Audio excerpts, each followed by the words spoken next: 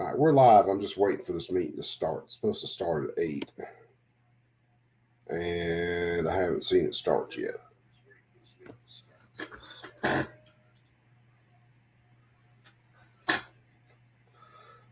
What's up, Brother Chamberlain?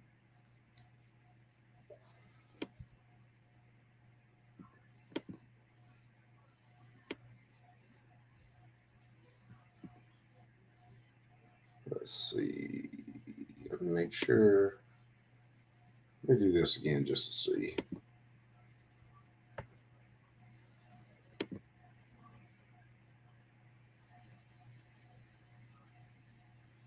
No, it said it was it's supposed to start at 8 o'clock Eastern today.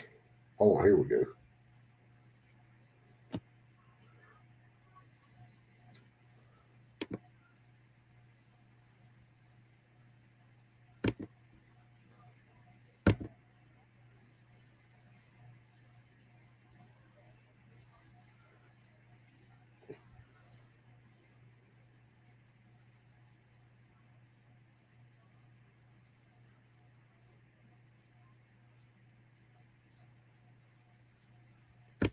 I'm in Alabama.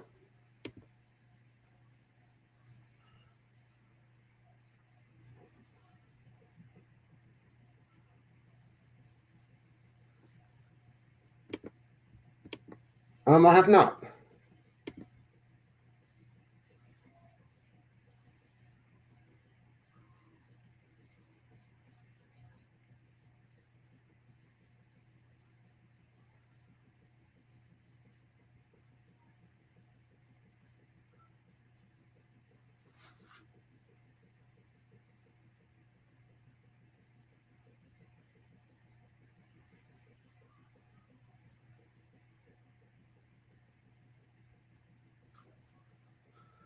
I actually was subscribing to some of the newsletters. Yeah. Yeah, Newtown, Brady, a bunch of other groups.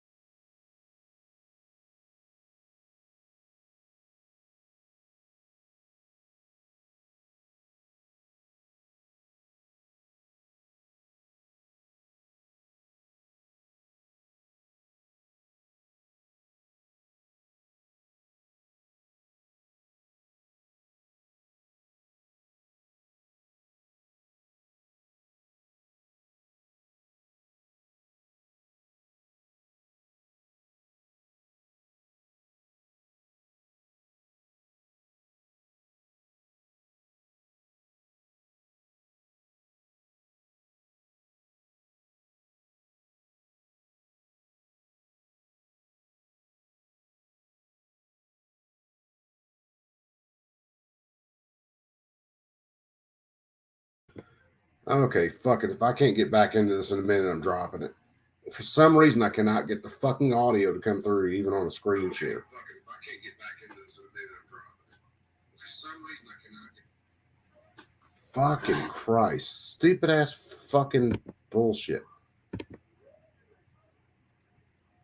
I'm trying to join again, and apparently they ain't catching on.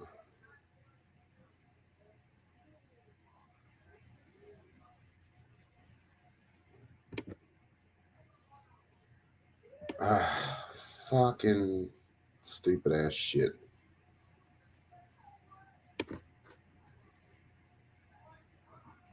Stupid ass shit.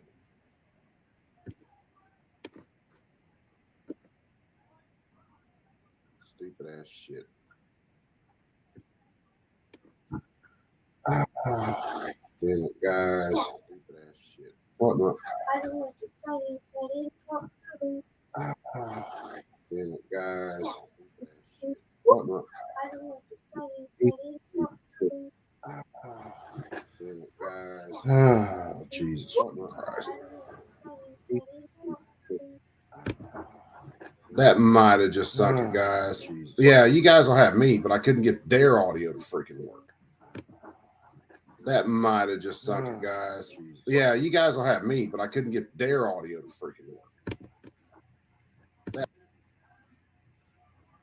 I was trying to get it to play another way because apparently fucking screen audio isn't working through StreamYard.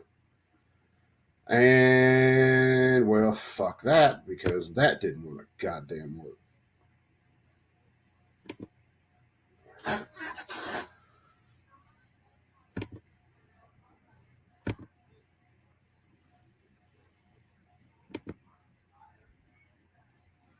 So, fucking Christ. Let me stop screen sharing for a second because.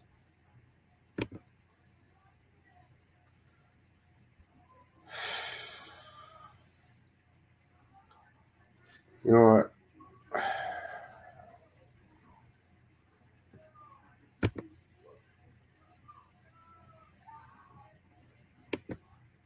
Fuck it. If I keep playing with that, I'm going to get fucking ill. Because there's no goddamn reason that shit should not fucking work. Unless there's some setting in damn Zoom where they don't want their shit getting out there.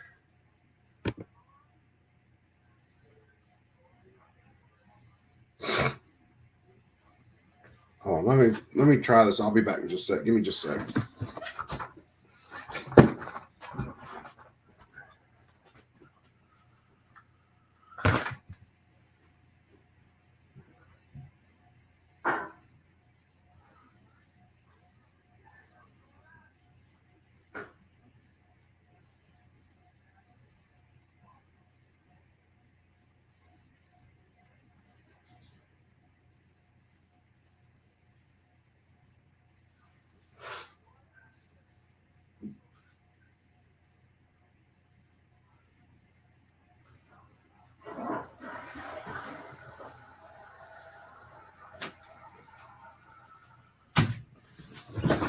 All right. That ain't doing shit. So fuck it.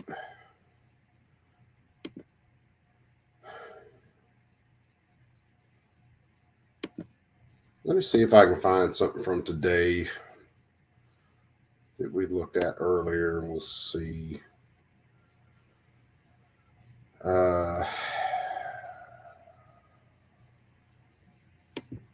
Which one is it?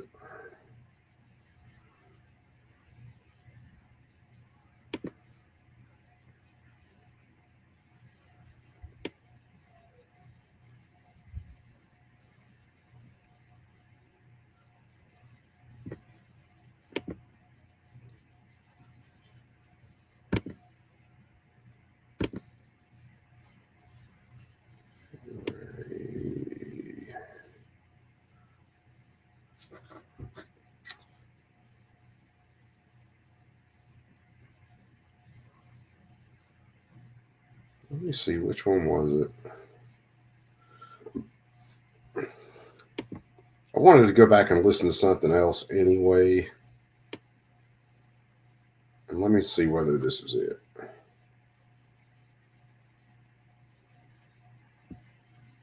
I actually wasn't going to do a chessboard. What's up, brother?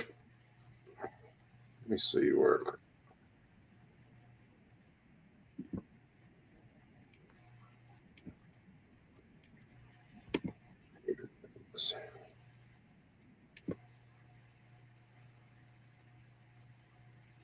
This is it. But I want to get to.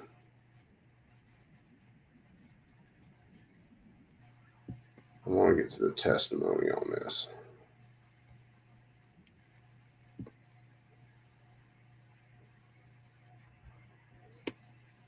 Because I actually missed part of the testimony on this.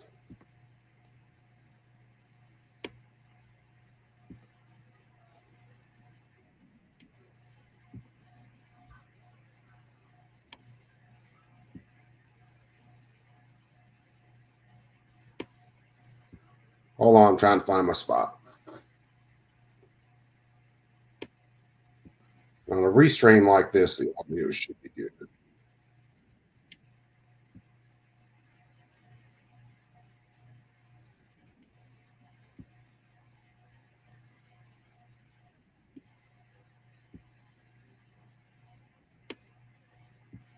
I forget how long this isn't long, but it's basically the testimony today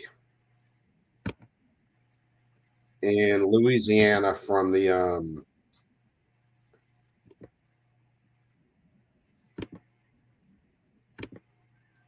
and Donna D's. Your names will be entered. This would be the testimony from the anti-gun people today in the hearing for constitutional carry for Louisiana. Present in opposition and wishing to speak.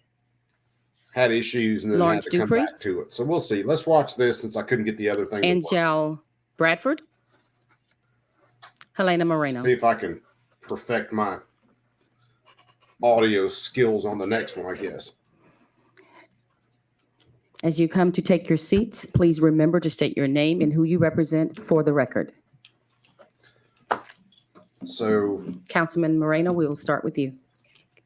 Just to get everybody up to speed. So, Louisiana voted last week in the Senate to pass constitutional carry. This is the House subcommittee on it, on crime and whatever, one of their judicial subcommittees. They went through it today. They voted on it and passed it. Now it goes to the full House. But before they can pass everything, they have to go through testimony from those who were for it and those who were against it. And we're going to listen to those who are against it. If I can find the right spot in the video, and I think this is it, I think. Good morning to all of you. Good morning, Madam Chair. It is always a pleasure to be back in this building as a former representative here for many years. I am Helena Moreno. I am currently president of the New Orleans City Council, and I am in opposition of this bill because of information that I've been receiving from members of law enforcement, including our New Orleans Police Department, who will talk to you more about their concerns. The concerns range from anything from officer safety to ultimately doing the best possible in the city of New Orleans to ensure that illegal guns are taken off of our streets. I'll say this, that, being someone who is a former member of the legislature, I can see where this bill is already heading. But I will say this, that the city of New Orleans, as you all know, is very different than other cities in the state. We are the only city that has millions of visitors coming into our city every single year. We are the only city that has hosted now 10 Super Bowls, about to host our 11th. We are a city that is known for its tremendous type of crowd control. But because of that, I believe that we should be looked at a little bit differently when it comes to this particular legislation. What I've talked to the bill author about is potentially as this bill moves forward, as it looks like it is doing, that we look at creating specific safety districts, gun-free districts, like taking a look at the Vieux Carré, the French Quarter, like taking a look at our entertainment district where we have the Superdome, where the Super Bowl will be happening, so that these are firearm-free zones to keep the people of the city safe and also those who are visiting the city of New Orleans. I know that we can put our heads together and come up with some type of solution, because not all cities in the state of Louisiana are the same. New Orleans certainly is different because of the number of people who come to our city. New Orleans is different, but New Orleans is also absolutely crime-ridden. And it was like that in the 80s when I was down in Louisiana, or 90s when I was down in Louisiana. New Orleans is a city where you absolutely need to be able to defend yourself. And it's our responsibility, me as the president of the city council, to keep the people who live and work in the city safe, but also those who visit us. Thank you. Thank you. Mr. Dupree. Good morning, everyone. My name is Lawrence Dupree, 24-year member with the New Orleans Police Department. I represent the New Orleans Police Department in this matter, and we are in opposition to SB 1. The New Orleans Police Department's top priority is public safety. Our officers work with the community to support that mission. NOPD supports a licensing system for the carry of a concealed weapon. Permits ensure that certain core public safety standards are maintained, such as requiring that a person has passed a background check and completed firearm safety training before carrying a concealed gun in public.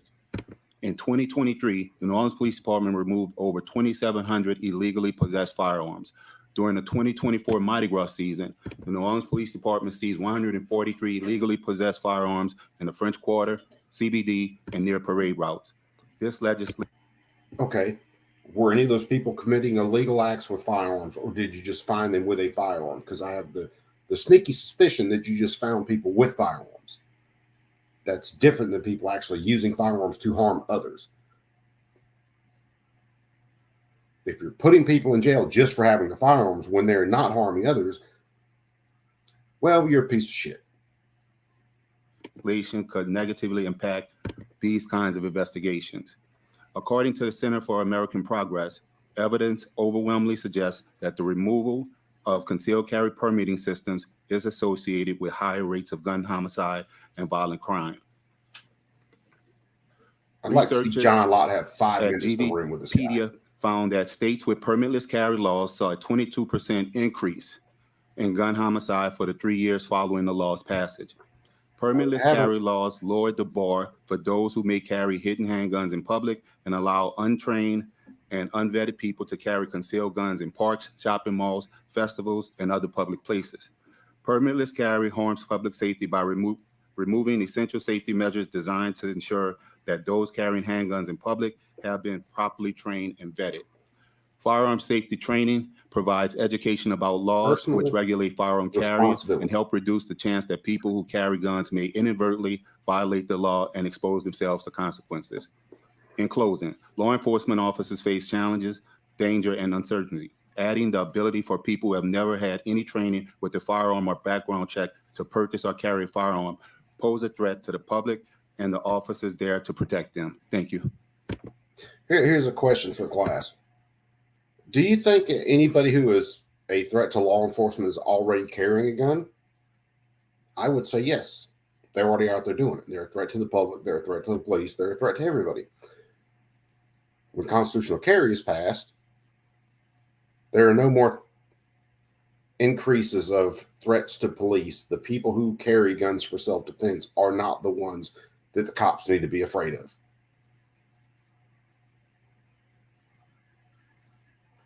Their logic is so fucking skewed, it's not even funny. Don't equate the average person who wants to carry a gun for self-defense to the average gangbanger who wants to carry one to go rob people, murder people, rape people, and that's what they're doing. Plenty of people can get trained on firearms on their own or with a little help from friends and stuff and be perfectly fine carrying firearms in public every single day without having to jump through all the hoops that you want, because you want the permit, you want all those hoops because you want to stop people from carrying because you don't believe in the personal right to defend yourself And God forbid some of these little crooks that you keep fucking letting go get shot.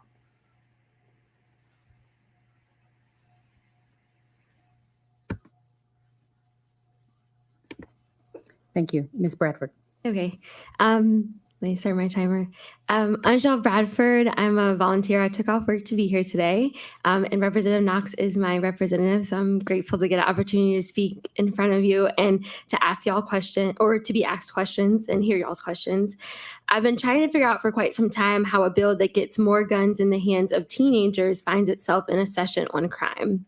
Perhaps it's because Landry, Miguez, and McCormick are allowed to focus on the possession of the weapon, while we are made to argue about the use of the weapon. The Good deal, use, brother. illegal or legal, criminal intent or otherwise, never do they have to explain beyond possession, or the fact that this bill actually guts our background check system. It's the one time when you get a concealed carry permit that you may actually get a background check in the state of Louisiana. If you've ever raised a teenager.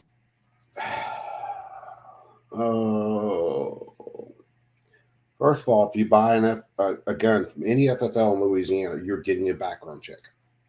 Criminals do not go through FFLs to get their background checks. Fuck don't you get? They're going to go out and commit murder with a firearm. They do not give a damn about a background check or carrying a stolen gun or damaging the serial number on a gun or where they shoot or how they shoot. They're just going to shoot. They act like the permit is some fucking magical deal where a criminal's going to leave his house.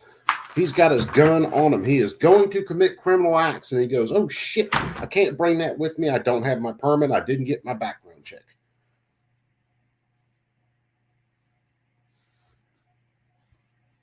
You can't unprogram this level of NPC.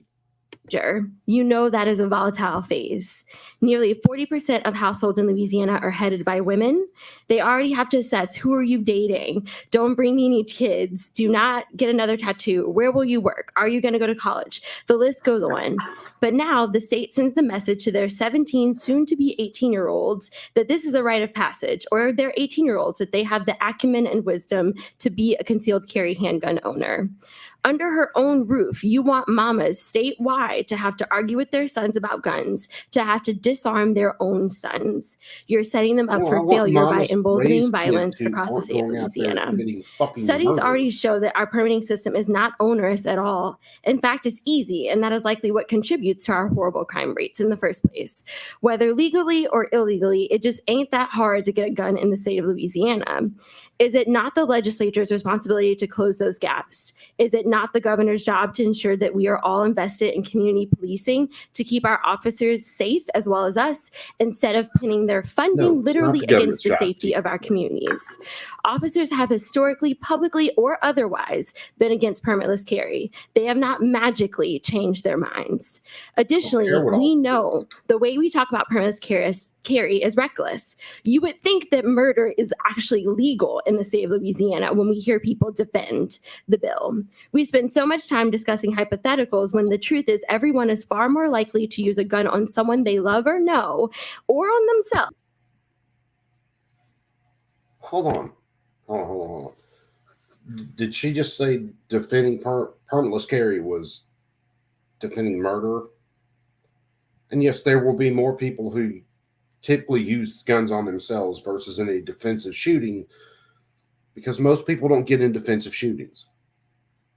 But suicidal people who are serious about suicide will take their lives, whether they use a gun, a knife, a razor blade, a rope, a train, you name it.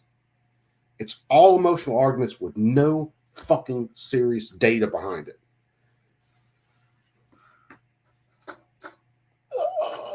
You guys showed up for this. Well, you guys volunteered for it too. So, son of a bitch. It's no wonder my students think I got Tourette's when I'm listening to shit like this.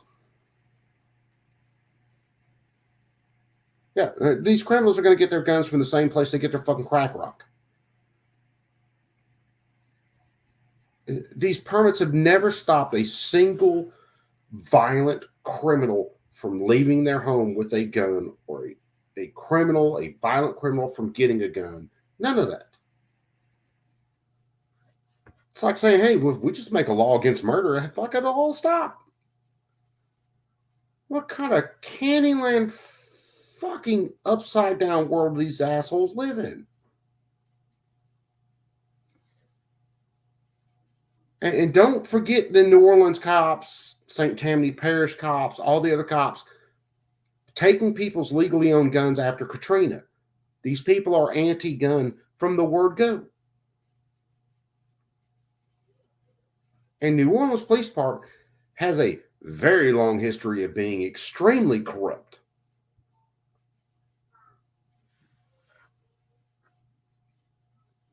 When law enforcement says, oh, well, we have this where we don't support it, I don't give a shit whether they support it. They are enforcing unconstitutional laws every single day. They will lock your ass up or fucking kill you if you dare stand up to them over unconstitutional laws. So fuck them.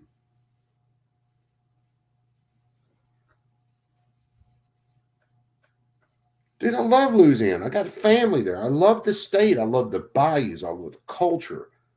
I don't love the stupid bullshit.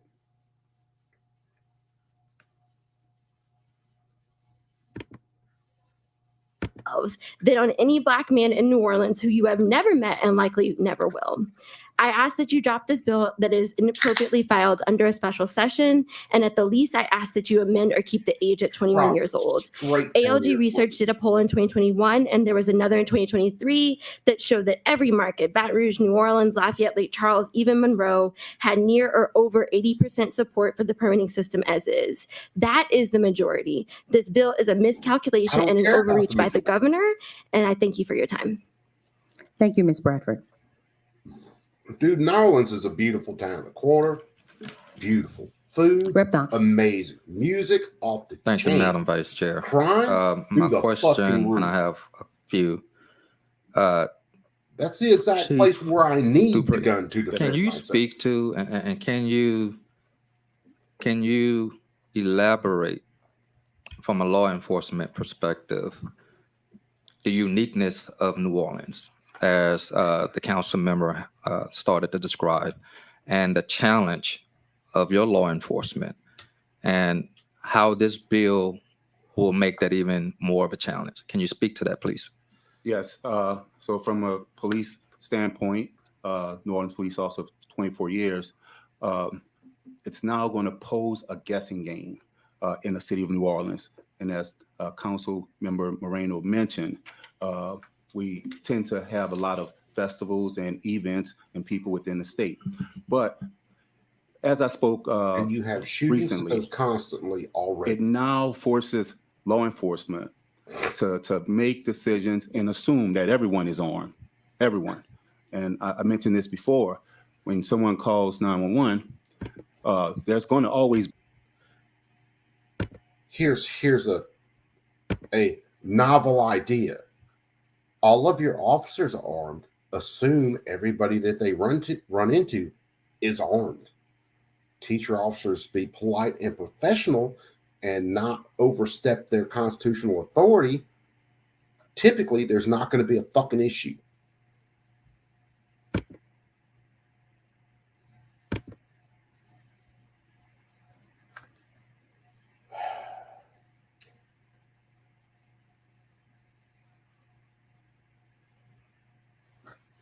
Let me let this play. I'll be a gun involved because the law enforcement officer is going to bring the gun. Second, now it's the what if, the unknowns. And so it puts law enforcement having to make your a police split-second officer decision. unknowns And always are your on every fucking call for job. service in the back of their mind, is this person armed? Do you support excluding or having special districts in New Orleans because Yeah, New Orleans these is so guys, unique? yeah, permitless I carry, would they defer want to that exclude New to Orleans. Council Member Moreno. Thank you. Council member?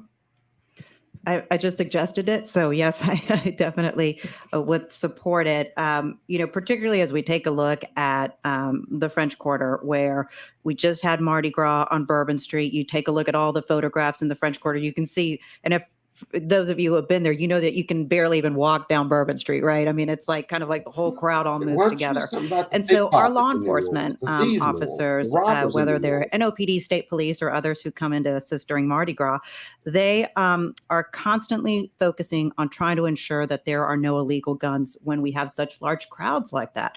And so, and obviously, Deputy Chief Dupree can speak to this. So one of the things The that they only look illegal for gun is is a a stolen bulge. gun. Does there appear to It's be not that just a bulge? gun that's illegal. If there appears to be that It's bulge, illegal. now the officer has the ability to stop this person and, therefore investigate a little bit further. Now that's not going to be able to be possible. And in large crowds like this is could be a potentially very dangerous situation. And so that's why I'm saying, look, at the end of the day, the city of New Orleans is different. And I believe that in this particular not case, we different. should be treated a little bit differently as well. So let's put in place those safeguards, those protections to deal Thank with you. this. Thank you. Thank you. And to Ms. Bradford, thank you for being here and being so eloquent in your presentation and speaking from a different perspective. Could you please elaborate a little bit more to your concern as a mother? You mentioned about your son and having to go back and forth with an 18-year-old. Yeah, And in our district it's doing something else in New Orleans, where you live, can you speak to that challenge from a parental perspective, please? Right. I'm not a mom. I'm an aunt. But that's okay. I have a brother, and when my brother was in the teens, there was worry for my brother, for our cousins, our boys, and just making sure they were around the right people and had the right guidance societally. And this is yet another New argument Orleans is that a people are going to have beautiful with their kids. But I will highlight, our state is dangerous, not just what we deal with in New Orleans. I don't want to New make Orleans it, is I respect what we're saying here, but our rural extremely parishes are out of control. Miguez's parish is Crime out of control when it comes to It's been domestic run by violence, suicide, Democrats for etc. We have fucking a problem. And giving decades upon teenagers guns decades is not the upon answer. Decades. Thank you. No further questions, Madam Chair. Thank you to the witnesses. Up next, we have Tom Costanza from the Louisiana Not Conference cops of dealing with Catholic people. Oh, I think Bishops, that dude's got a gun. Dr. Walk up James and talk to him. McNary, If the dude's not threatening, Nanette you just have a simple Olivier. conversation with him. They're not threatening. You're nice and polite, professional. He's a nice dude. Then you go, okay, have a good day, sir. He goes about his business. You go about yours. As a reminder to the That's witnesses, you how have to you state do your that. name and who you represent for the record. We will start with you, Mr. Costanza. Thank you, Chairwoman. And my name Fluffy is Tom Bunny, what's up, Costanza with the Louisiana Conference of Catholic Bishops. Supposed to be a completely And different thank you, stream. Senator tonight, but I couldn't get Miguez. the This audio is an to it. important pro-life issue for the Catholic bishops. And it's been no secret, we have opposed this legislation for the last 3 or 4 sessions. So we oppose this because it would remove important and reasonable safeguards to protect human life. One principle of Catholic No, it social doesn't. teaching is subsidiarity. It's a simple way of saying, go speak to people that the problem's going to affect. So I was in New Orleans yesterday, and I talked to 2 NOPD officers, and they just volunteered. This would have a double bad effect. The one we all just talked about on Bourbon Street, where they won't be able to, see a bulge and investigate.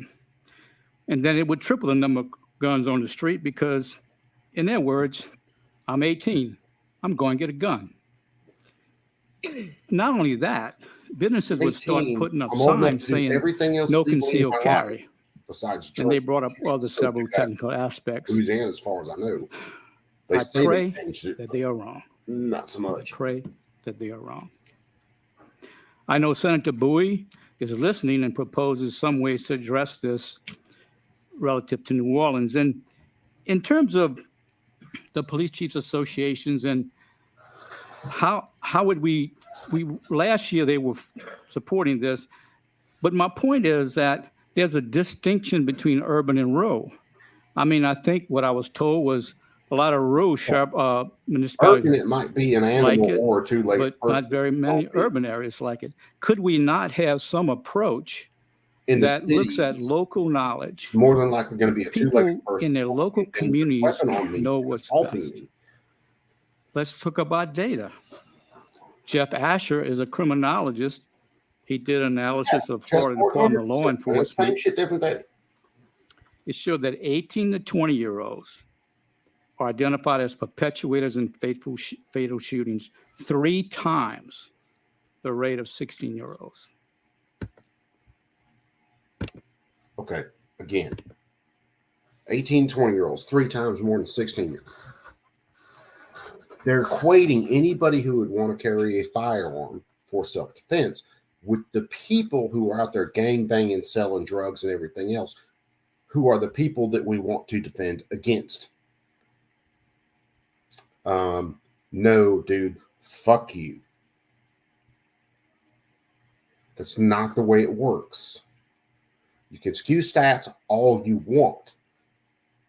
But if a criminal wants to get a gun, they're going to get a gun. Same way they get drugs, same way they steal cars, same way they do everything else. They don't give a shit about your permits. They never have. The only people permits actually slow down are people who want to obey a law. The people who aren't a threat to others. Bart, what's up, brother? You heard part of this today too. I was trying to do the Newtown meeting tonight, and I couldn't get the audio to work out. I ended up dropping out from that, and then I decided, fuck it, we'll listen to this. That way I can at least comment on it, because I couldn't comment on it earlier today listening to it because I was working and just had my computer set up to stream it. It's just, these people act like this permit's this magical fucking thing, and it just stops criminals from carrying guns. While criminals are committing drive-bys and running around with switches and shooting each other like it's fucking free. Okay. Good. All right. The numbers don't lie about that. The actual fucking numbers don't lie about that. And you don't talk about a rise in crime in the last, say, couple years, 3 years especially. Wonder why? It's because this presidential administration has let illegals flood our fucking country. They've let fentanyl flood our country. Well, when you let drugs that are highly profitable flood an area, guess what you get? You get more fucking violence. You bunch of douchebags. When you get illegals coming here that are criminals from the place they left, and then they still stay criminals when they get here, guess what you get? You get rises in violence. And I will guarantee you right now, I can go to New Orleans, I can go to the French Quarter, I can go right down to Bourbon Street, and there will be a fuck ton of illegals standing around. Like New Orleans, as we would say, didn't have enough criminals in the first fucking place. We have to import more.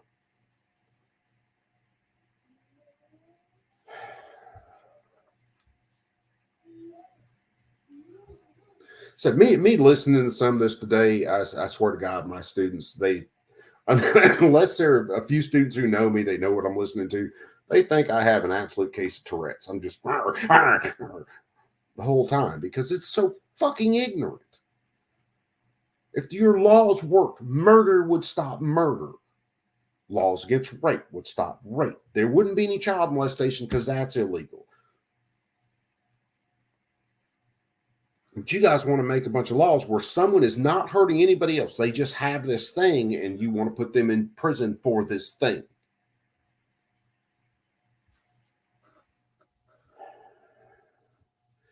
Oh, 18 to 20-year-olds, no, they shouldn't be able to carry guns, but we can put them behind the wheel of a fucking 6,000-pound battering ram and let them do 85 miles down the interstate within 20 feet of another car. Fine, that's completely fine. Hell, we do that with 16-year-olds. It's so fucking ridiculous when you get down to the actual logic and the numbers.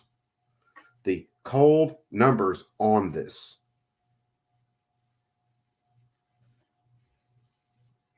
But we have a media that pushes this narrative. We have all these assholes standing up there pushing this narrative.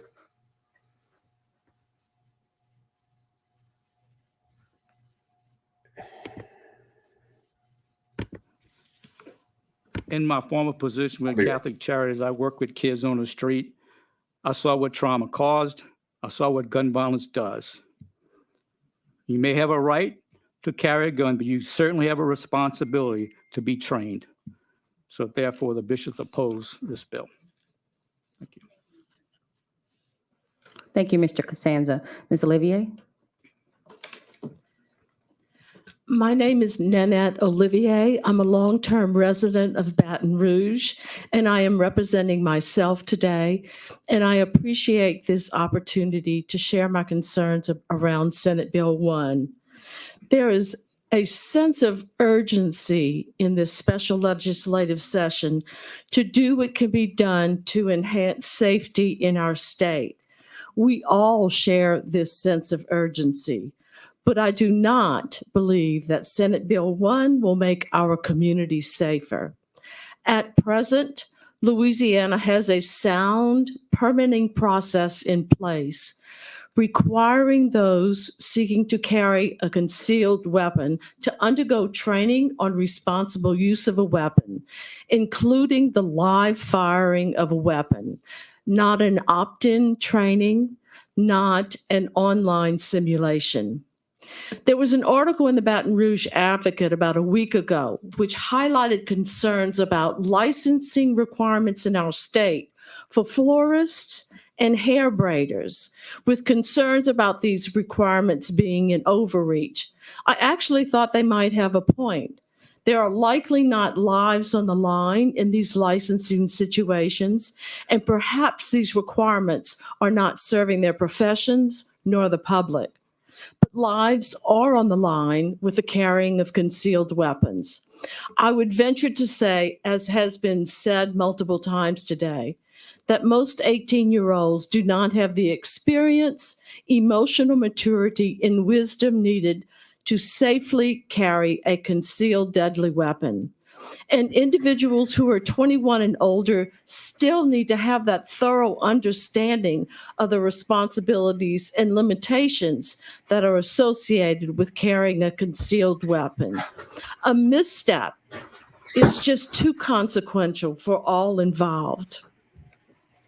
A few weeks ago, 23 people were shot in a celebration in Kansas City following a Super Bowl victory. Our nation watched in horror as this event unfolded. Next year, New Orleans is going to host the Super Bowl, and all eyes will be on our city. How on earth would we manage safety in a situation where 18 years... Okay, lady, look, the shooting in Kansas City wasn't a misstep. It was people with no fucking home training who decided to get into altercations, and they pulled guns and they started shooting. A lot of them are underage. We're still looking. When we did the video the other night on this, and we watched some videos, cell phone video and stuff, there were at least 7 shooters involved in that. At least 4 of those shooters, I believe, were underage.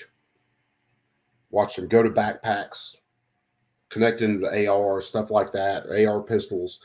None of them give a shit about your permit. Those are not the kids that you need to be even thinking about with this. 18 and 20-year-olds, 18, 19, 20 years old, you'll put them behind the wheel of a car, which kills more innocent children than any firearm, hands down. And then give them a cell phone, and then expect them not to text while they're driving and all this other shit. You expect them to make it from point A to point B to be okay. They can handle a firearm. Something that when I put my firearm on in the mornings, put my pants on, put my firearm on, that gun doesn't interact with anybody but me the entire day. The only reason it would clear that holster during the day is if there was a threat that I had to engage. Other than that, the only time it's clearing its holster is if I got to take it down, clean it, oil it, make sure it's in working order. 18, 19, 20-year-olds can do that and can do that very well. I know a lot of 16-year-olds that can do that and can do that very well. These kids out here that are doing the vast majority of the shooting, that are already 13, 14, 15 getting these guns, don't give a shit about your permit or your gun laws or laws against murder or drugs or anything else.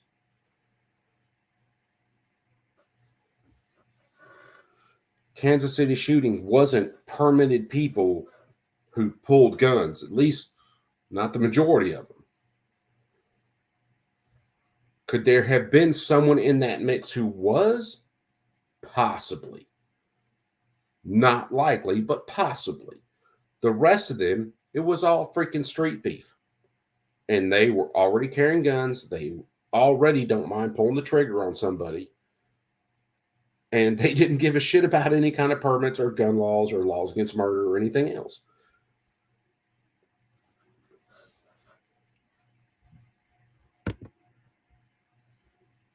Years and older are allowed to carry a concealed weapon without any training or permitting. What about Shreveport in festivals? And what about Baton Rouge at Mardi Gras? Where is public safety, the concern about public safety there? I have heard arguments put forth that we should do away with permitting requirements because neighboring states have done so. Well, I urge you to look at the gun violence rates in those states. I guess that's my cue that my time's up. Yes, thank you. I thank you for your time, and I hope you'll think about responsibilities versus just rights. Thank you. Personal Thank you. Dr. McNair. responsibilities and rights are I'm what Dr. matter. James McNary from New Orleans, Ag. speaking only for myself and in the place of the thousands of Louisiana physicians who are forbidden to speak today because they are state employees. If someone wants to abduct a child, a gun makes their life way easier. And if they're only holding back on buying one because they're creepy and suspect that they wouldn't pass a background Hold check, on. I a can't meeting with even a psychiatrist would spare us a because I heard part of this earlier. If someone wants to abduct a child, it makes it easier if they have a firearm.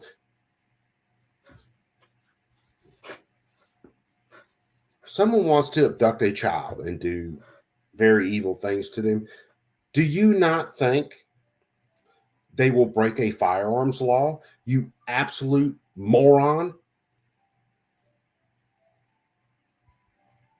Have firearms laws stopped a single child from being abducted? No.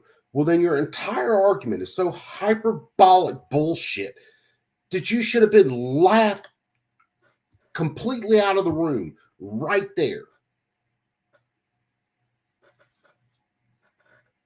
These people have somehow through the left have garnered some sort of status, or I don't even know the way to put it right now. That argument is so fucking ignorant. I just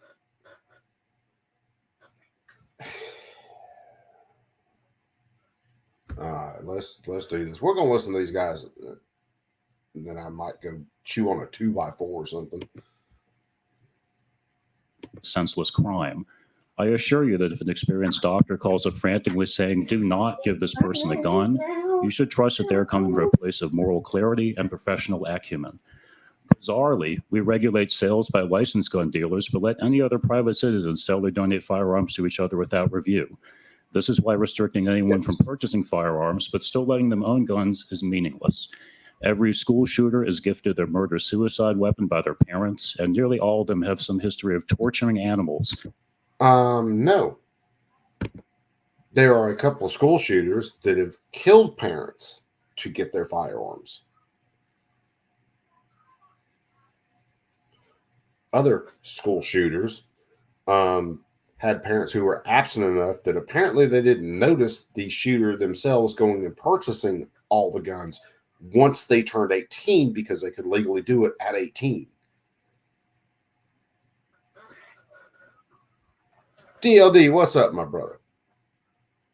So all of his arguments are so fucking void of logic and reason.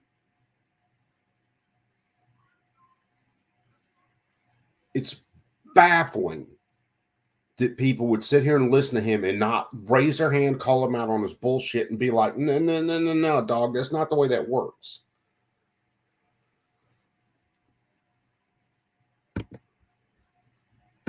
That would set off air raid sirens if any psychiatrist or social worker knew the truth. But you don't want us to know the truth.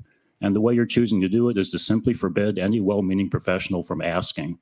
As it stands, anyone in this state with a first-grade education and a gas station register's worth of cash can buy a gun from an unlicensed dealer.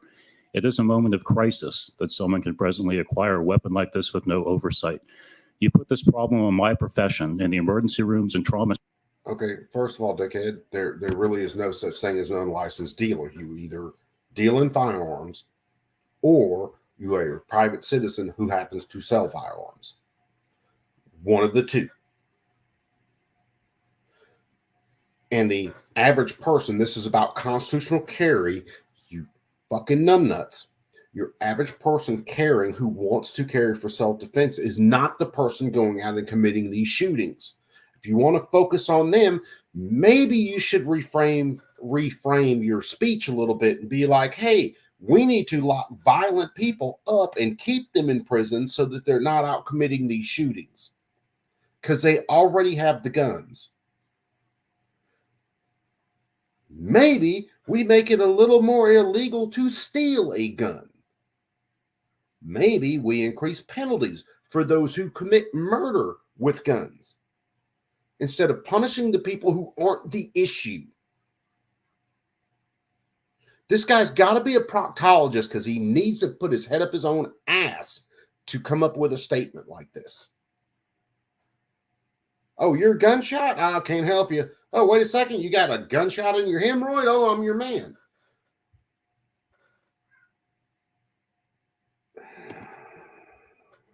Centers already. And now anyone walking in the door of a hospital who's not a convicted felon could potentially be smuggling a handgun, and you say that's fine, even if they're not law-abiding at all. Everyone up here on stage today has broken the law and gotten away with it. Y'all never sped? Come on. Bad people exist outside of prisons, and we can't have. So, like he said right there, come on, everybody in here has broken the law. Come on, you've never sped? I speed constantly. Never killed anybody. Never. But he would equate speeding to someone who can't have a gun because you are not strictly following the law.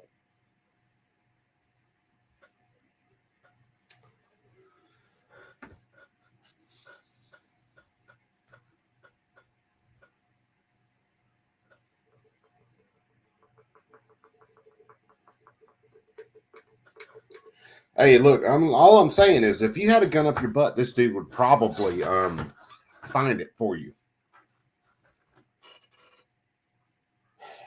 I will give it to some doctors around here. I had one time. It's been about a year and a half ago. I had to go for an x-ray. Of course, I'm carrying just like normal. And yes, they have no gun signs. I don't give a shit. And went in there, the x-ray, and they're trying to shoot my spine. So she's got to like poke my hips to see how my hips are aligned, and felt my gun. And I raised my shirt up and she went, "Can you take that off?" I went, "Yeah." Pull the whole holster off, gun and everything. Gun never left the holster, set it aside. She was like, "All right," took my x-ray. We're fine. No harm, no foul. Nothing happened. No Karens freaked out. I got to give it to him. Houston Hospital, Columbus, Georgia. Love him. This dickhead, you might have a gun. Yeah, but I'm not pointing it at you. I'm not threatening you. It's no danger to you. Matter of fact, if someone came in here and was a threat to you, you might be really fucking happy that I had it to defend you. Oh, dude, she handled it great, man. And it's just one of those things. Hey, let them stand there, got my back against the board. They're lining me up for the x-ray, doing the crosshairs and everything. When you take that off, yeah, put it aside, no problem.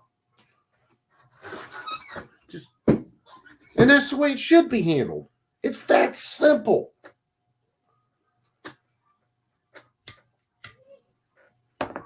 If I'm going for an MRI, I'm typically going places that have a little locker. I pull it off. I stick it in the locker. I got a lock. No problems. New Orleans. I work in a hospital in New Orleans. Can't have guns in there. Bullshit. I guarantee you I could go to New Orleans right now and walk in that hospital and walk all over that son bitch with my gun. If I was a threat to anybody, you'd never know it was coming. But I'm not a threat to anybody. Your little gangbangers that you deal with every single weekend are not the people out there carrying a gun for self-defense.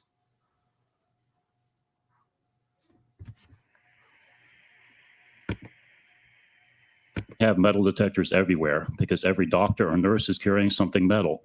Sure, there's a no guns sign on the door, but it's just a sticker. And I have a number of patients who can't read.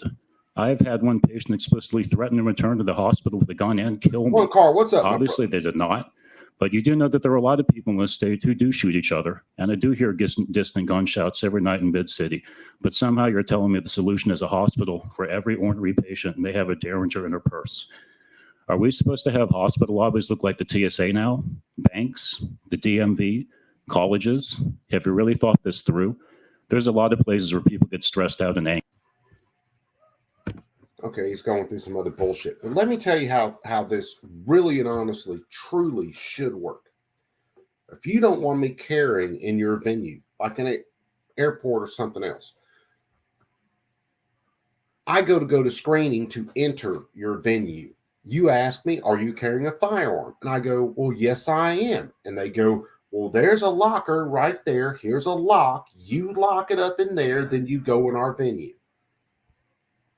When you come out, you unlock the lock, you grab your firearm, you go about your business. While you are in the venue, you are under our security and we are responsible for your safety. That is the way that should work. If you don't want me being responsible for my safety and you are supposed to be responsible for my safety, then allow me to store my firearm in a secure location that is guarded with locks. I go into your venue. When I leave your venue, I pick up my firearm and I go about my day. Your little gun-free zone sign don't mean shit to me. If I go to the mall down here, and God knows I try not to go there too much, there's a gun-free zone sign on there. I've walked straight past cops with my gun on me and gone in that goddamn mall. Why? Because there are shootings at that mall, and I would really like to be able to defend myself because there are no metal detectors in that mall. There is no safe storage of firearms. You want me to leave it in my car? They break in my car. They steal my gun. Fuck all of y'all. If that's what you think. You leave your gun in your... No. Well, you got a safe in your car. They'll steal the fucking whole car. It's a safe on wheels at that point where they can drive it somewhere and break into the bitch at their leisure.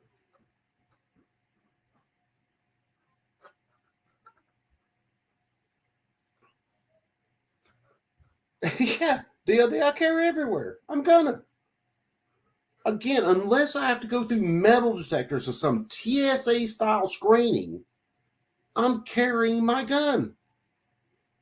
It is ridiculous to leave your gun in your car so someone can steal the entire fucking car and your gun at the same time.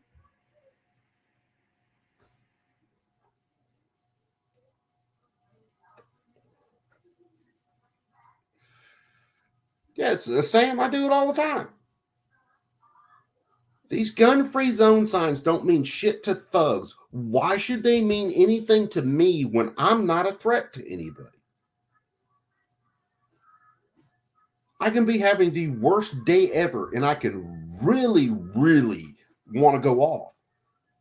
But I'm carrying my firearm and I am no threat to anybody. It's called being an adult and being responsible and dealing with your emotions. The minute I pull that gun out, I become liable for anything I do with that gun, and that is the way it should be.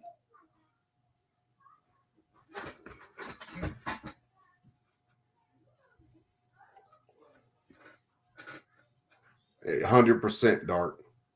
And that's what this is all about. It's about control.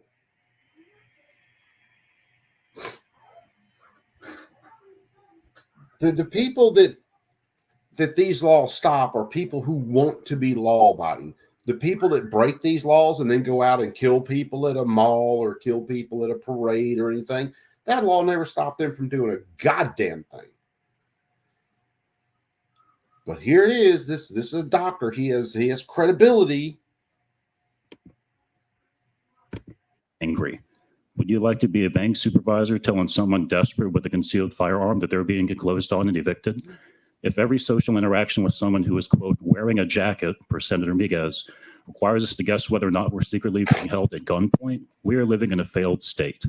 It is quite telling and damning that Senator Miguez referenced statistics in all these other states and then kind of trailed off into word salad. If the statistics look great, he would have had them printed out in the poster. Do not let him gaslight you. Careless carry legislation has never helped anything. All this guy is anywhere. doing is gaslight. Thank you.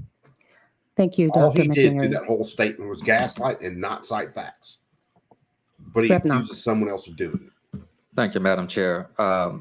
Doctor, you made a point about the legality to purchase versus to possess.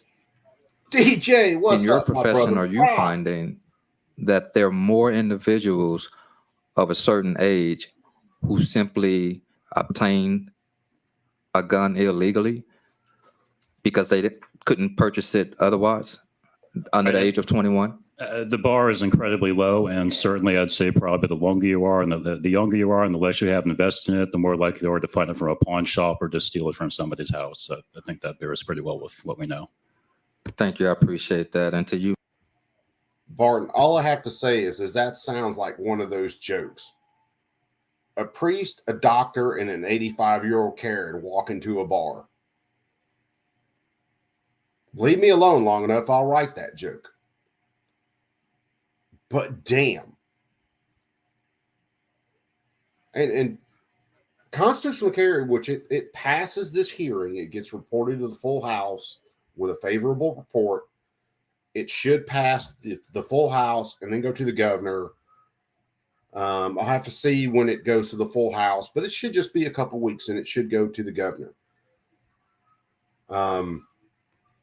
And we should have some testimony once it goes to the full House. There should be some stuff about that, and we'll try to cover that. Do you have any glue? Because I'm going to the Grand Canyon with Mom someday, and I need to glue this to my thing because I'm bringing it for it. We'll have to find some, baby. I don't have some handy. Okay.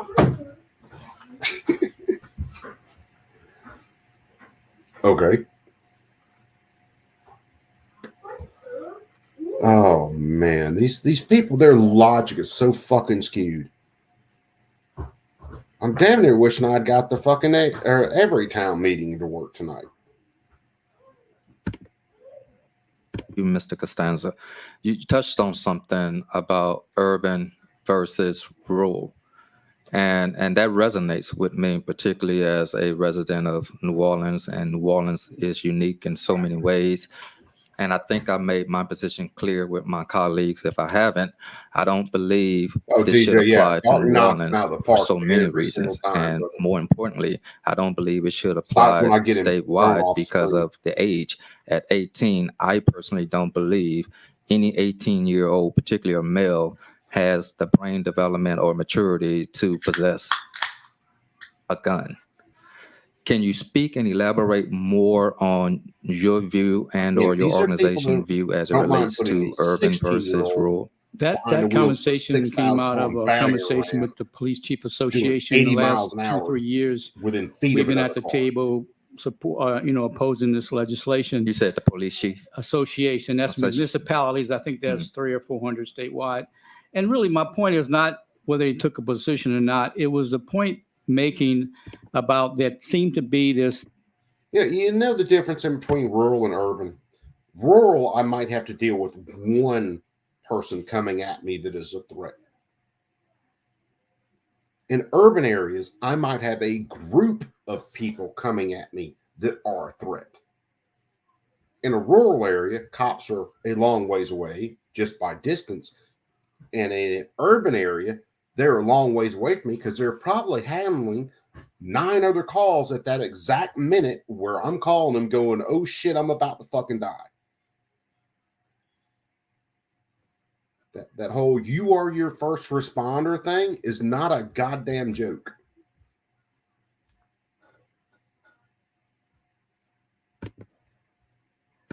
distinction between what's good for urban area and what's good for a rural area. And the principle of subsidiarity in Catholic social teaching is it's paramount that you listen to the local communities. They know best what to do.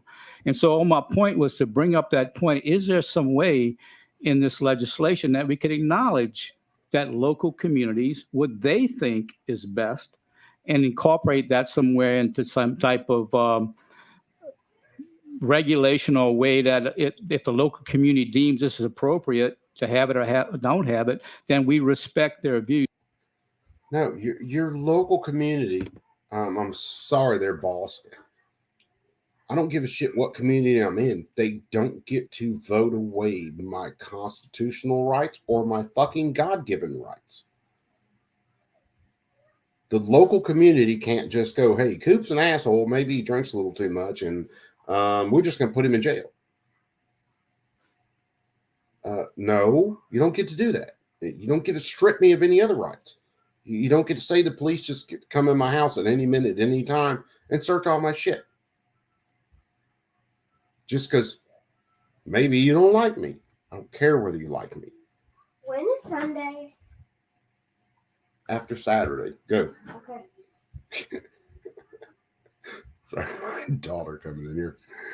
Oh, man. I'm going to end it after this testimony. I got to get kids to bed in a minute. But, yeah, it's ridiculous. Well, 98% of people said you shouldn't have this right anymore. It doesn't matter what those people say. It's a right for a reason, not a privilege. If they can just, the majority can take it away, then it's not a right anymore. It's a privilege. Their entire arguments, and I've been in New Orleans. I love the city. I didn't go in there all that much because I didn't want to get fucking robbed because crime was bad back then. I would much rather stay my happy ass in Slidell, Lacombe, Mandeville, on the North Shore, doing my thing and not deal with that shit. As beautiful as that city is, as good as the food is, as good as the music is, as good as the atmosphere can be.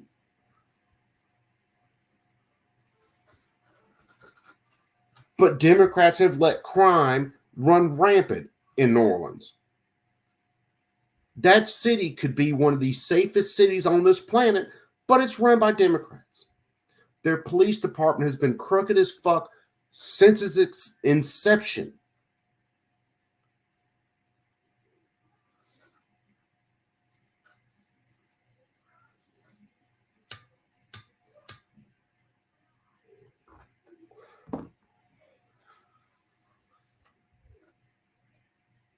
Yeah, New Orleans, when it comes to permitless carry, okay, where do I need a gun more? Do I need it in Slidell, Lacombe, Mandeville? Yeah, I need it there. Do I need it more in New Orleans? In the quarter? Oh, hell yeah. I need it more where there are more criminals closely packed in smaller areas. And that's Nolans, French Quarter. Don't talk about the Ninth Ward. It's fucking insane. Oh, we're the parish, whatever. I don't give a shit. What are you gonna do? You gonna pray for me when I'm dead? What's the cop gonna do? He's gonna draw a chalk outline around me and go file a fucking report? Because that's what happens.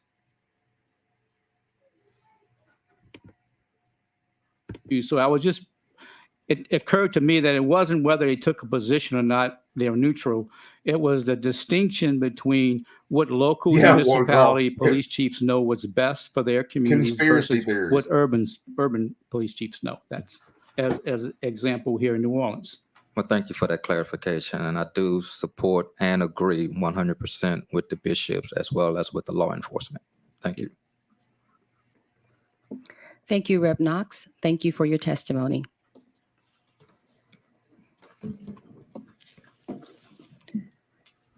I think we get another panel full of stupid right after this.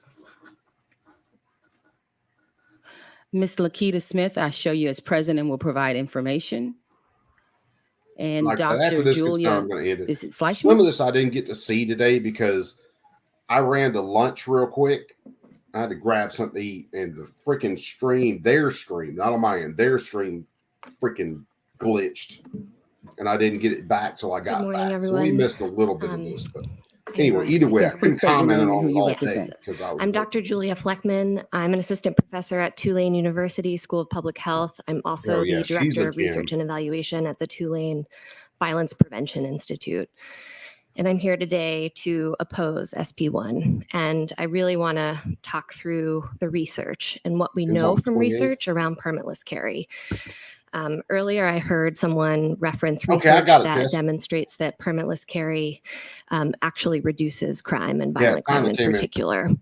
I want to go back to that study that was done in Ohio and talk about the lack of rigor in that study design.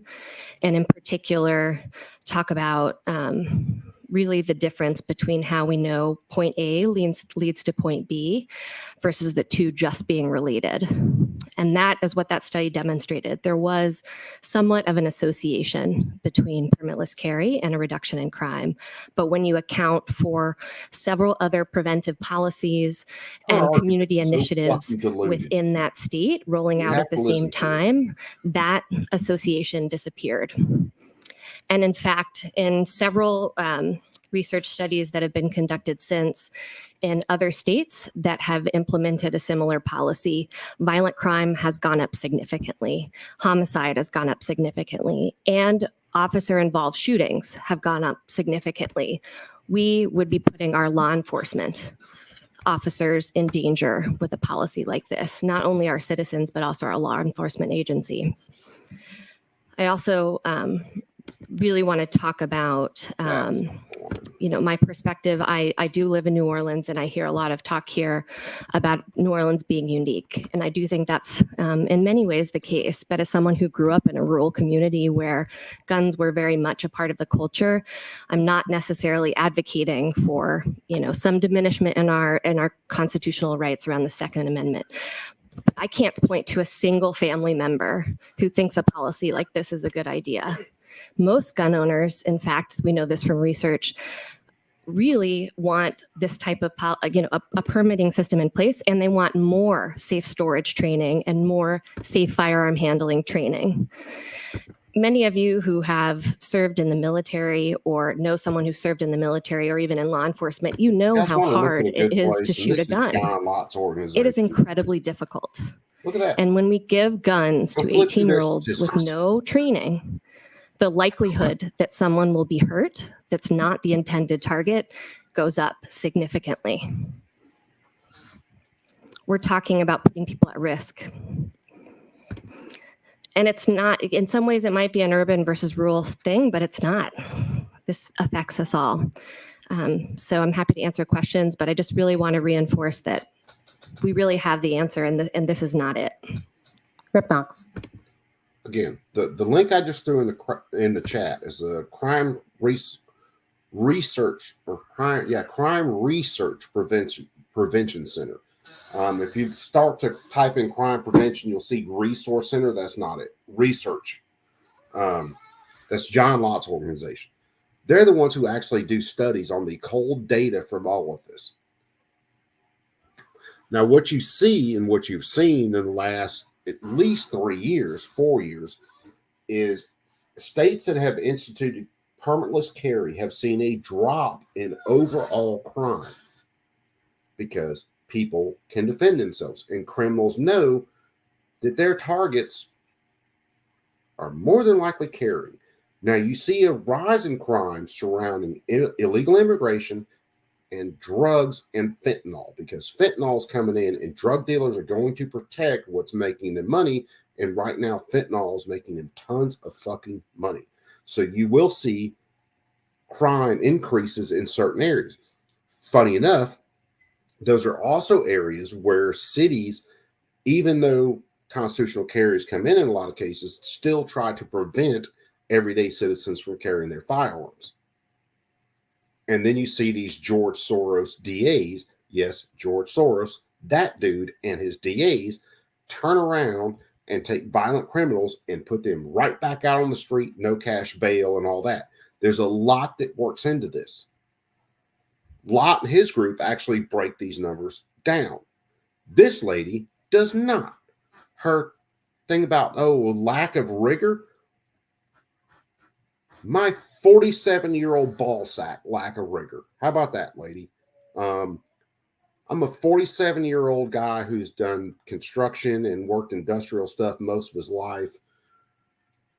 I could tear your study a new one in just a little bit because I at least have common fucking sense. You, on the other hand, as an academic, not so fucking much. Bernie, what's up, my brother?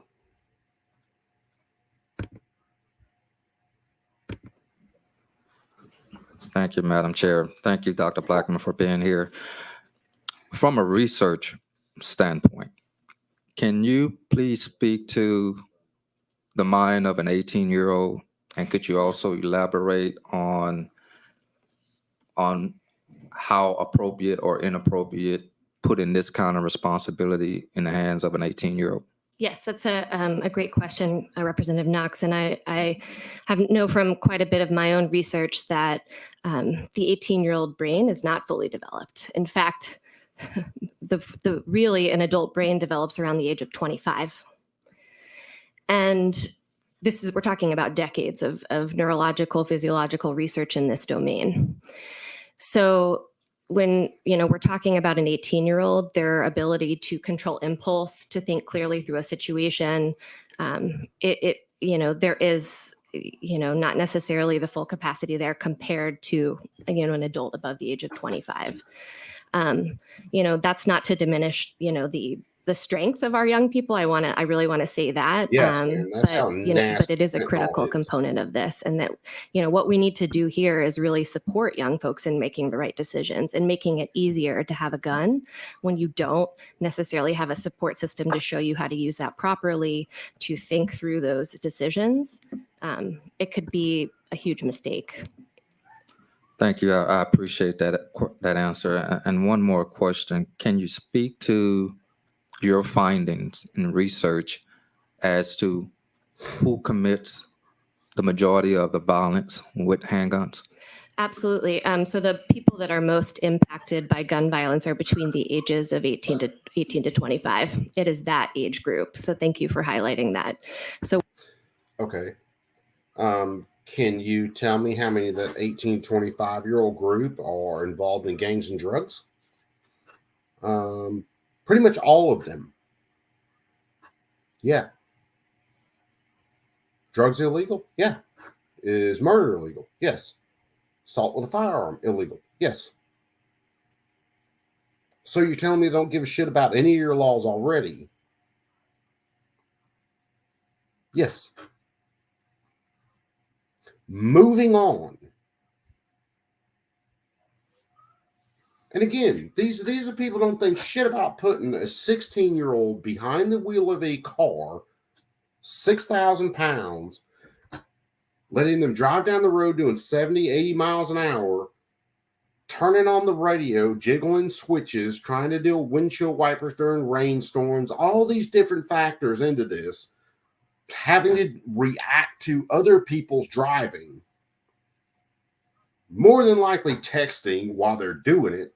They don't think shit about that. But oh no, they can't carry a gun. What? That gun is no different than carrying my fucking wallet.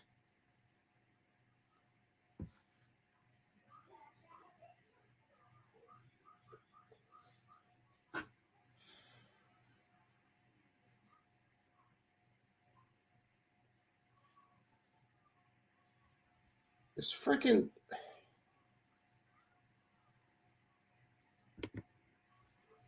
we're actually going to very likely see a large increase in violent crime if we pass a policy like this. We haven't seen it anywhere else. Louisiana is not any different. Rep. Wiley. Yes, thank you, Madam Chairman. Good morning. You mentioned referenced a significant increase, what you said, of violent crime. in states that All have these enacted laws do, historically, carry laws and shit like that, is protect permits, criminals. That's concealed all they do. weapons That have implemented Rep a Wiley, policy like excuse me, this. before I'm you sorry. answer, Rep Wiley, we're gonna need you to get closer to the mic so we can pick you up. Yeah, that's another big one, Dart. Yeah. Yes, They want Representative Wiley, 16-year-olds thank you to for asking vote. the clarifying question. It's states where we've implemented policy that do not require a permit with handling a weapon. So Texas is the most recent state where there's been significant research after Guess they where Texas implemented has had a their serious policy not influence on it? requiring a permit to own a handgun or to carry a handgun. Violent crime went up significantly, as did homicide. And how long has Texas had this constitutional It's carry? been about 5 years. I believe. Bernie. Well, one of the I guess, reaction that I would have to that, those that are I'm increasing in still getting over handgun violence bronchitis, though. is another a rationale to allow people to arm themselves, and the Constitution Yeah, providing. I think Rumble is there's tough two to driving navigate. points here. Getting One better. is the United States Constitution provides for this, the Second Amendment.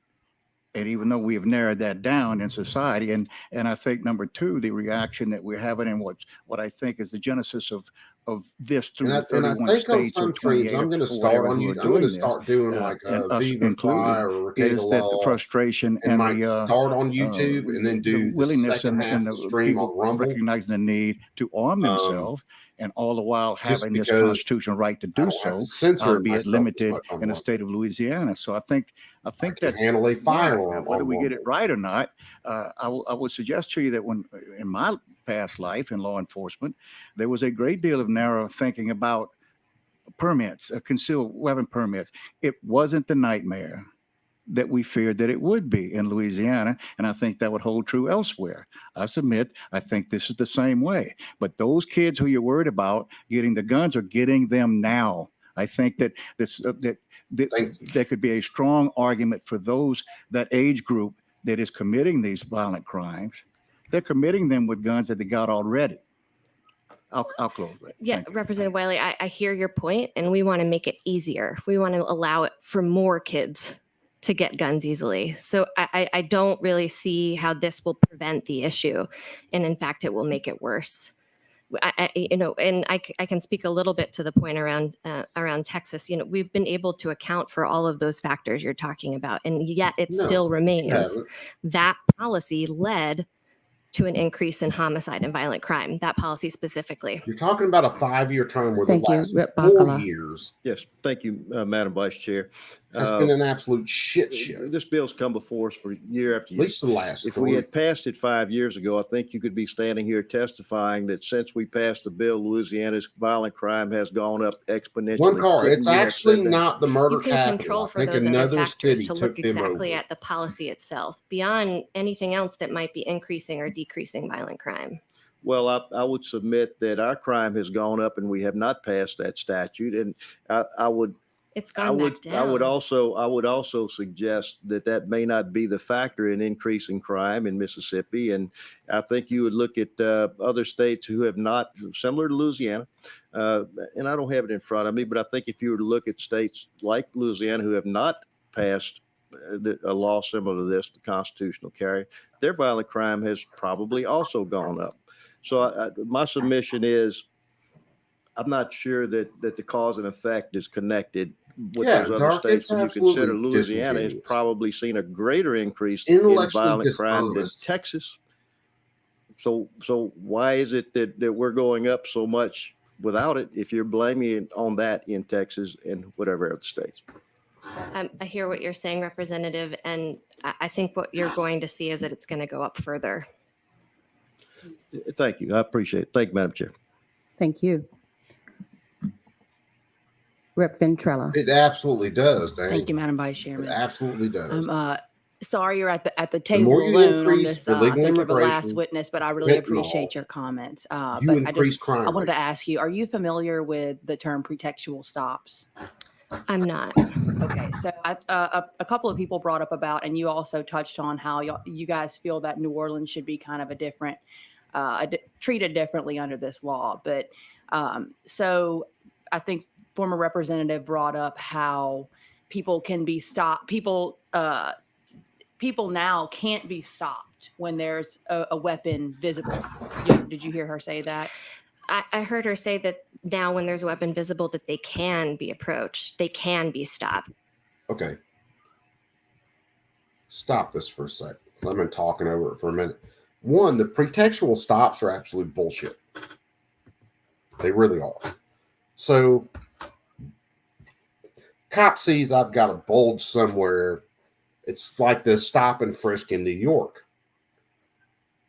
It's still absolute horseshit. Oh, I think you might have a gun. I need to pat you down. I need to, run your ID. I need to run the serial on the gun. Oh, wait a second. You're carrying a ghost gun. Well, you're going to jail. No serial number.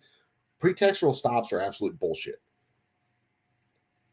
Did you catch me committing a criminal act?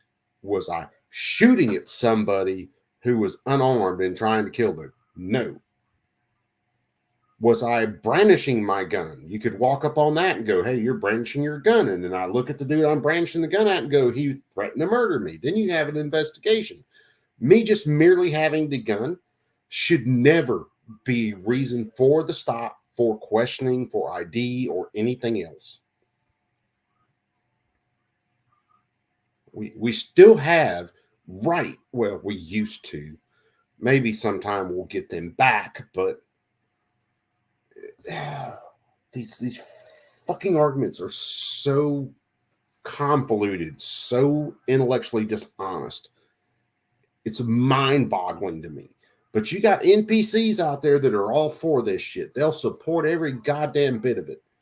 Just like this chick, who is supposed to be a doctor, scientist, whatever she's supposed to be. She's supposed to be able to look at research. It's the reason I posted John Lott's group in here. The crime prevention research. Look them up, because all of their stats, when you break down the numbers, these fuckers lose every single time on these bullshit ass arguments that they make.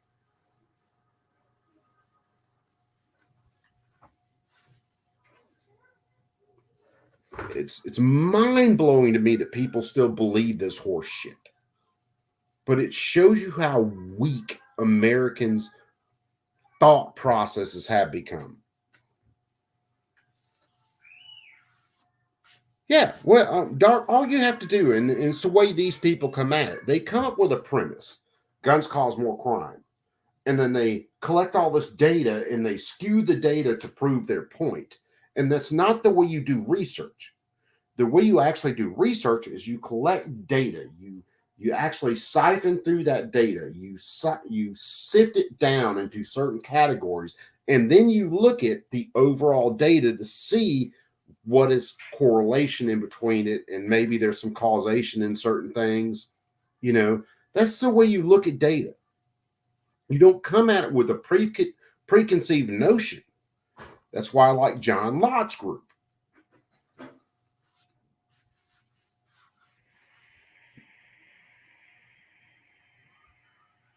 Yeah, there's nothing about them is from real life. It's always their lived experiences.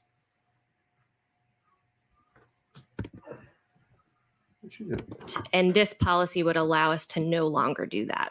Right, exactly. So it's no longer going to allow people to be stopped for weapons being visible. But do you realize, so I'll just explain to you as a practitioner, someone up here who has actually represented people in the criminal justice system, a pretextual stop, it's been found constitutional by the Supreme Court. And I think this is something that nobody is really looking at on this. And I just wanted to offer this for everyone here today, for everybody from different backgrounds. So a pretextual stop has been held constitutional in 1996. And some of the people in this room may be familiar with that term. It's where officers can basically stop somebody for, let's say it's hail lights out, but if their intent is to sort of target someone, and oftentimes we see that pretextual stops disproportionately affect people from minority communities. I don't remember them. And in this circumstance, we are actually going to be able to limit some of the pretextual stops from our friends from the minority communities. So in turn, it could protect people's rights. And I think that's kind of what we're not looking at. And I just wanted to offer that thought to you, that it is going to preserve and potentially limit and reduce pretextual stops. But in I'm that- in dyslexic, that so it could be aspect. the left. Right, but I think She's if got you're two. Just look at both of them. law enforcement's trying to interact with someone else for whatever reason, and we don't necessarily know if they have a gun or if they don't have a gun, that actually puts both of those parties in pretty significant danger. Well, so if you read under the law, they do have a duty to disclose. So if they are stopped, then they do have a duty to disclose. But it's just going to limit the sort of unfair, in essence, targeting of people. I'm not sure that everyone would. First of all, and getting back to this, a duty to disclose is absolutely unconstitutional. That is against your rights for them to make you, even if it was a felon in possession of a gun, it is against their constitutional rights to have them admit or tell them they have to admit they committed a crime. That goes with, your Fifth Amendment right not to incriminate yourself. So this idea, this absolutely horseshit idea, that you have a duty to inform the police officer that you have a gun. No, I don't.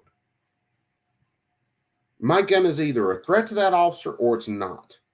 The people who are no threat to the officer are probably the ones that are going to admit, yeah, I'm carrying a gun. The people that are a threat to the officer are the one who are going to pull their gun the minute the cop turns their back and start shooting.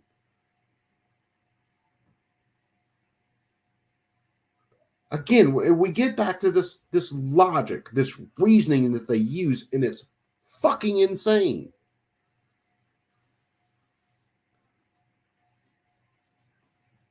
Did you look at the sand? Yes. Disclose in that situation. Completely messed Well, me under up. the law, they're mandated to, and not everybody follows the law, which is why we have a violent crime problem in Louisiana. But I appreciate your comments. 9 miles an hour. Thank you, Mine Rep. does- Ventrella. mine does all Rep. the Moore. time, but Thank you again, Madam Vice Chair. Based on the testimony that we've heard from those that oppose this bill, Madam, can I just maybe, if we have someone from the state police that wants to weigh in, because I've heard a lot of I don't information. care So what the state police can we does. ask that if there's someone from the state State police that would like police, to weigh in, would come to the table state troopers, and just county share their police, thoughts on the county information sheriffs that we've heard enforce from those unconstitutional who laws oppose. constantly. I don't give Is a there anyone shit from what state they police? like or what they think.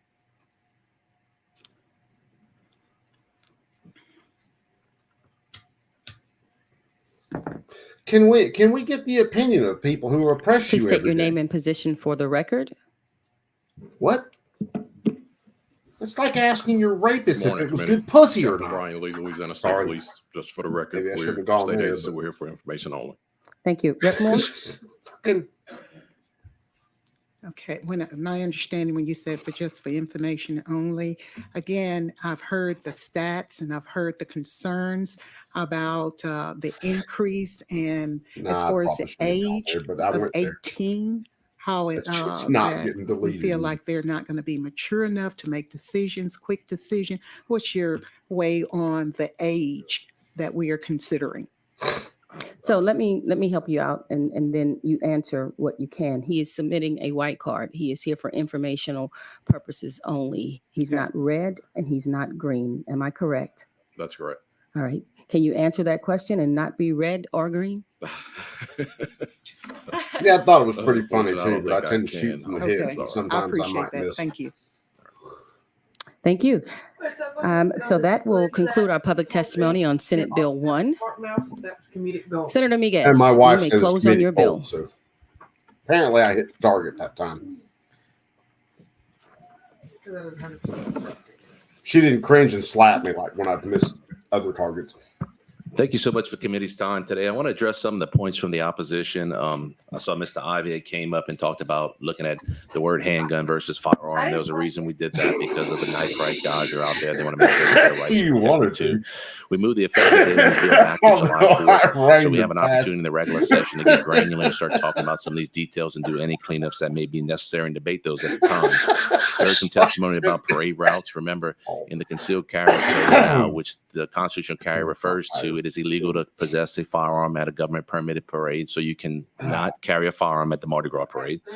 We talked about law enforcement. Where are they on on the bill. State police has taken no position of man, tell me opposition. where The it goes Sheriff's nuts. Association has Find it taken with no science position of infection, opposition. don't end up with The bronchitis. Fraternal Order of Police are opposed to this bill, but then the Professional Association of Law Enforcement Officers are in support of this bill. I just received a proclamation last night. I think it's safe to say that different sheriffs and different law enforcement officers have different opinions on this bill, and they can't come to a consensus, either support or opposition, so most of them aren't weighing in. Crime rates. We talked about crime rates, and I only have a limited amount of time, but I can tell you that by enacting constitutional carry in the other 27 states, it was enacted and hadn't turned into the Wild Wild West. Crime has either stayed the same when you got states like Wyoming, where the crime rates are very low, and some of the larger states has actually decreased. And I'll point you to one of the most recent studies by the Center for Justice Research, where the Attorney General of Ohio earlier this year said 6 of Ohio's 8 largest cities saw less crime after the state's constitutional carry law took effect. Now, there was some conversation about how hard it is to shoot a handgun. I can tell you, I just watched a video online of a girl. I can tell you, a lady, Look at soaking wet. Autumn's She armor. weighs nearly 100 pounds, and she put a group like this. She sits on this committee. Now, the reason I bring that up, see her chucked in the front. The reason I bring that up is because that's the reason for the Second Amendment. If she were to run across a perpetrator, someone, a violent criminal twice her size that has no regard for the law, her having a concealed carry firearm on her, constitutionally carry, gives her a fighting chance to defend herself and her family. We look at the Supreme Court cases. We look at Heller in 2008, 2009 timeframe, and they brought up a discussion about urban and rural areas. And in that case, they talked about someone who grew up in a rural area like myself, a farmer, a cattleman trying to protect his cattle from wild coyotes or bears or whatever else that's out in the wild. And that's why he carried a firearm to do that. But then they gave an example of someone in an urban area who was in the inner cities, a single mother working 2 different jobs, raising children, and having to walk to and from work in a gang-ridden area, and she needed the right to defend themselves. They made a point that your Second Amendment rights are your right to defend you and your loved ones. And later in the Brewing case, just recently in the last few years, they showed that. Okay, let me pause this real fast, because they're saying, like,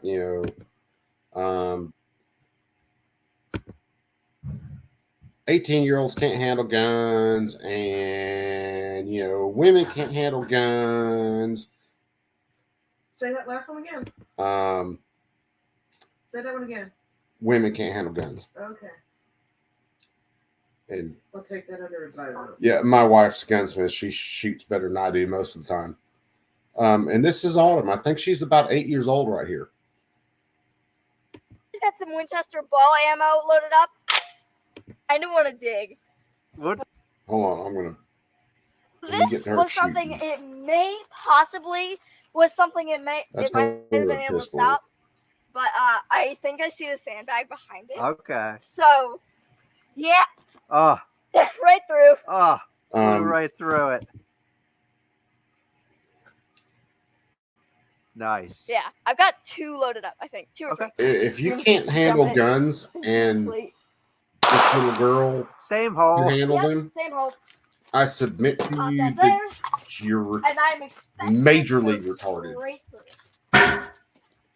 Look, we got the mouth and the nose, little bubble there. Wait a minute. I haven't been following Autumn. Let me You can pose. see the light through it. Oh no. Wait a minute. So we were just talking about my EIG, right? Yeah. Let's see if that stops. That's gotta stop that. It's got to. All right, okay. Because I've seen plenty of video of this kid, and she's outstanding. Her dad is very safe with her. She has learned firearm safety her whole life. And that's Autumn's Armory. So follow Autumn. Yeah.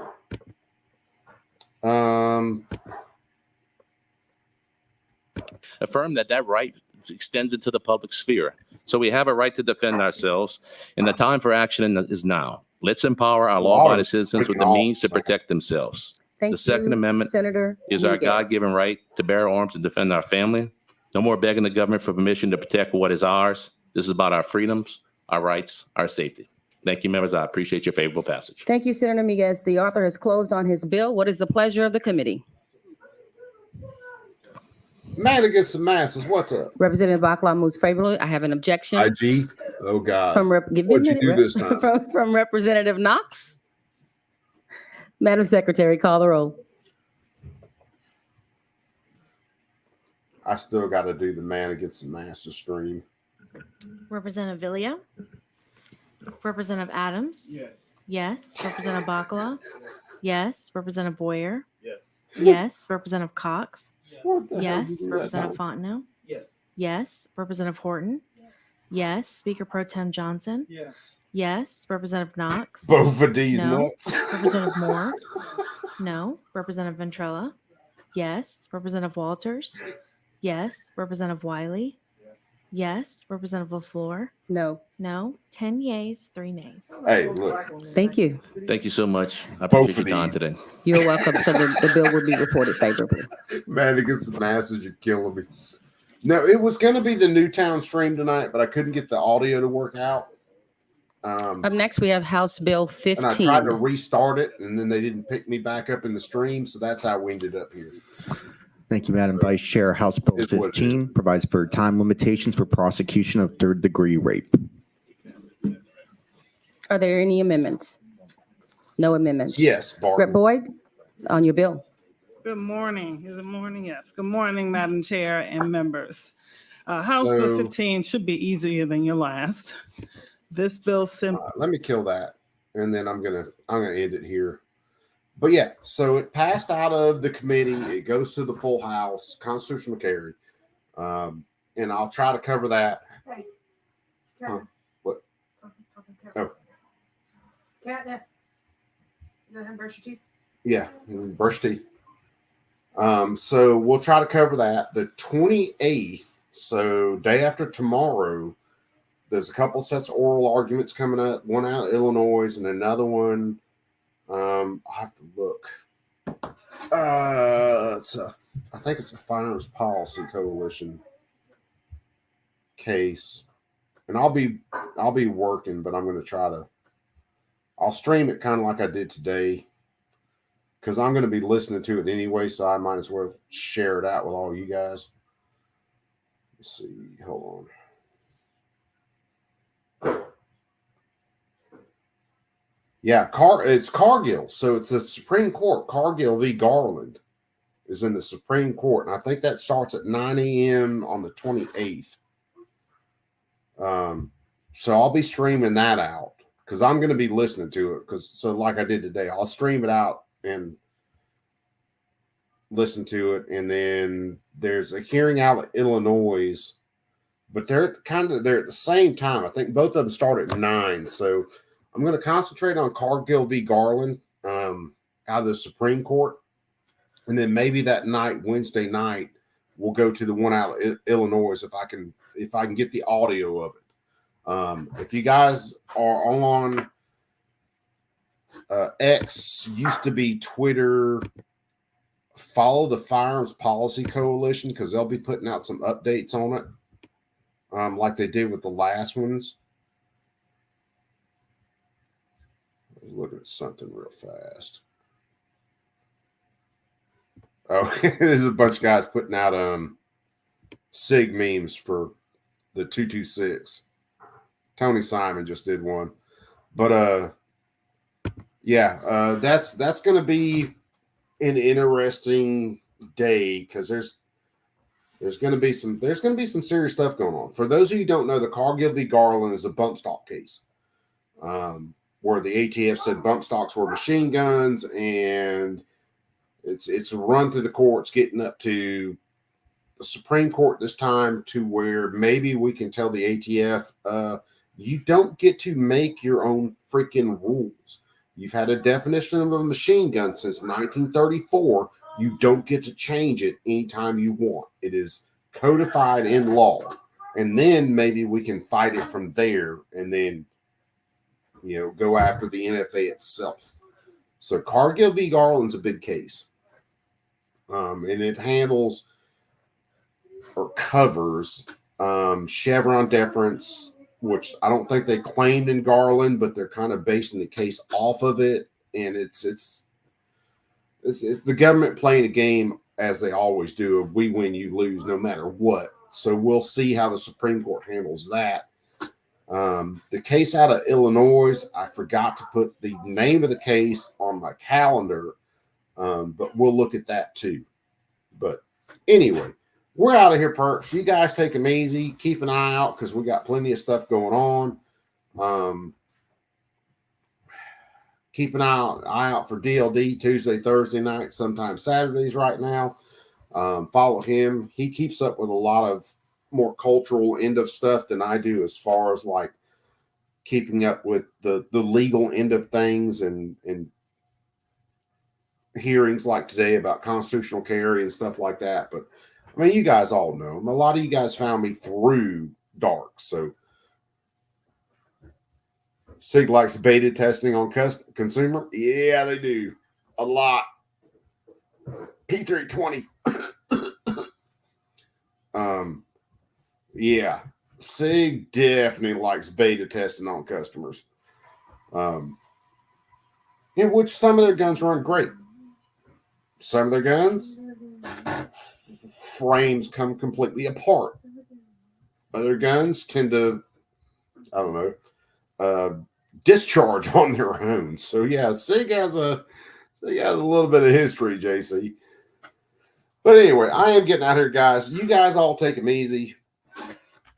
As always, keep that thing on you at all times. Keep it holstered up. Keep an eye on this stuff, guys. We got a lot going on, and 2024 is going to get fucking crazy.